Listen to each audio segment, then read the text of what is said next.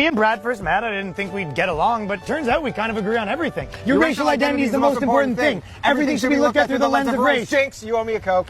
We both have a lot of opinions about people of color, even though we barely know any. I say colored people, but as long as we're classifying them, we both think minorities are a united group who think the same and act the same. And vote the same. You don't want to lose your black card. Sorry, I don't know. I just think we should roll back discrimination laws so we can hire based on race again. Jinx, now you owe me a Coke. Hey, tell them what you told me yesterday. White actors should only do voices for white cartoon characters. I've been saying that for years. Stick to your own. Us white people, we have so much privilege. I agree. It is a privilege to be white. Ask him about interracial dating. All I said is that black men who date white women have internalized racism, and white men that date ethnic women are fetishizing them. Guys against interracial dating now. Like, am I being pranked? Did Boomer put you up to this? Ugh, you know that taco place is white owned? White people should be making white foods like Kraft macaroni and cheese, no seasoning, not even salt. It's like he's a mind reader. I mean, I've been pushing for segregation forever, and my man does what? I created an improv comedy show exclusively for ethnic people. Guy segregates comedy on my birthday. White people need to stop wearing dreadlocks, and they need to stop appropriating black people's music. Shaved heads and country music, the way God intended. You know all white people are racist. I'm listening. Even if you have a black wife or a black friend group, you're still really racist. You know, we just kicked a guy out of the organization for having a black girlfriend, but black people should only shop at black businesses. I guess the only thing we really disagree about is I think white people are the root of all evil. But what did I tell you, though? If we can narrow that down to a certain group of tiny-hatted white people, I think we can come to an understanding. Do you think God is a man? Well, not according to the Church of England, because despite calling him our Father, they now want to label God as a non-binary man-woman thing.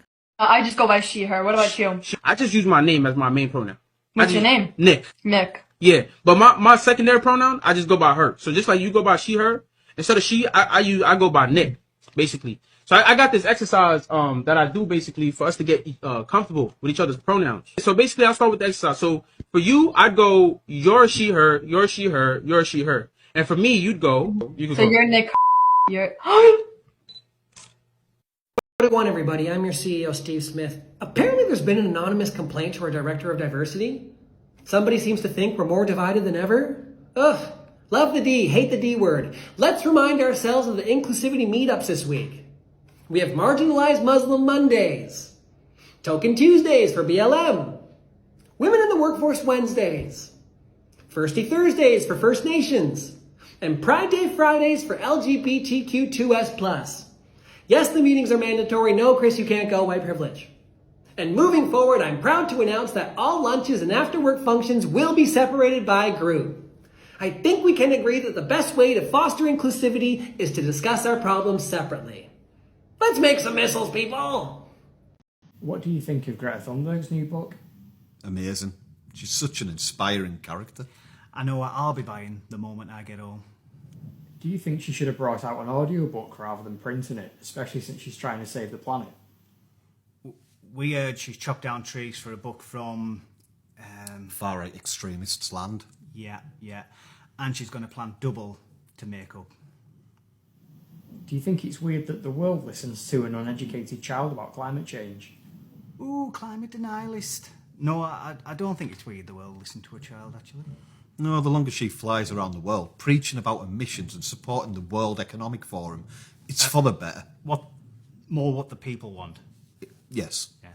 I'm here studying biology, and so we've learned a lot about genetic mutations and disorders and such, and there actually are hermaphrodite human beings where they have both ovaries and testicles. It's actually a medical condition called ovotesticular disorder, and while it may seem rare, there are hundreds of thousands of people born with this each year. I'm just wondering how that would play into your view of there being a spectrum of gender, because... These are people who can get pregnant and also impregnate someone else? Yes. Hermaphrodites, they have both ovaries and testicles. No. That actually has nothing to do with transgenderism. Because when we talk about transgender, we're talking specifically about intersex people, then we would just say intersex. But with transgender, most of the time, we're talking about men who, they don't have any deformity. They are just straight up men, clearly, and they are identifying as women. So even if I agreed that what you're talking about is some sort of exception, that actually would have nothing to do with the transgender topic. The word is woke, but what do conservatives think it means?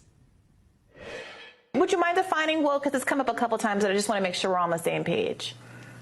So, I mean, woke is sort of the idea that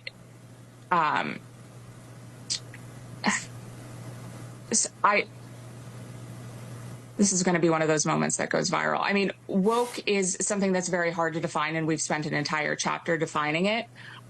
It is sort of the understanding that we need to totally reimagine and redo society in order to create hierarchies of oppression. Hard to define. Redo society. Something about oppression. Bethany Mandel is a conservative commentator and an author who has studied wokeism and written, in her estimation, entire chapters on it. And yet, sure, it is tricky. So far, the only person to define what woke actually is Florida Governor Ron DeSantis. Late last year, his staffers were asked to define woke in court. His communications director defined woke as a slang term for activism, progressive activism. His general counsel added that woke is the belief that there are systemic injustices in American society and the need to address them. Which sounds right, maybe even sort of sensible. Maybe that's why the anti-woke movement has such a hard time with it. Sometimes it's what you don't say that speaks volumes.